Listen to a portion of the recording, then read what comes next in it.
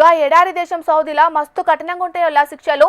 ఏదన్నా పెద్ద తప్పు చేసిండ్రంటే నేరం రుజువుగాంగాల్నే బహిరంగంగానే ఉరి శిక్షేస్తారు.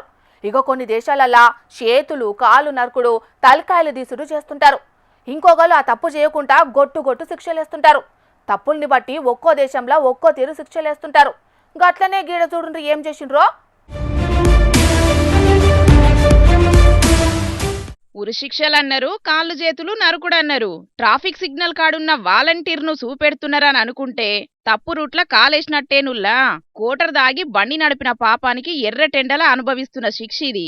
మహబూబ్ నగర్ జిల్లా బోయిపల్లి కాడ పెద్ద రోడ్డు మీద పోలీసోళ్లు పెట్టిన డ్రంక్ అండ్ డ్రైవ్ లా నోట్ల పుల్ల పెడితే అడ్డంగా దొరికిందట గీ అన్న. రిమ్మ మీటర్ షిప్పు గిర్రున తిరిగి అన్న కిక్కులున్నాడని చెప్పిందట. ఇక పోలీసోళ్లు పట్టుకొని కోర్టుకు పంపితే అక్కడ జడ్జి సారు 2000 రూపాయల జరిమానేసి ఆయనతోనే ఫ్రీ పబ్లిసిటీ ఇచ్చే శిక్ష వేసిండ్రు.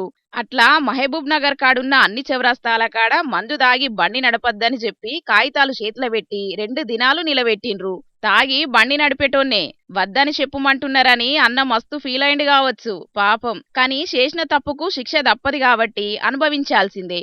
ఇక మొన్నట్ల సుతం జోగులాంబ గద్వాల జిల్లా కేటిదొడ్డి మండలం ఊమిత్యాల ఊళ్ళుండే ఈరన్న అనే గీనే బహిరంగంగా మందు తాగుకుంటా పోలీసులకు దొరికేటాళ్లకు గద్వాల జిల్లా కోర్టుకు తీసుకుపోయిండ్రు. జడ్జి సారు జిల్లా కేంద్రంలో ఉన్న సర్కారు దవాఖాన దగ్గర మద్యం మత్తుల వాహనాలు నడపవద్దని రాసిన ప్లకార్డులను పట్టుకొని ప్రజలకు అవగాహన కల్పించాలని తీర్పిచ్చిండు. దీంతోని పోలీసులు శిక్ష అమలు చేసిండ్రు.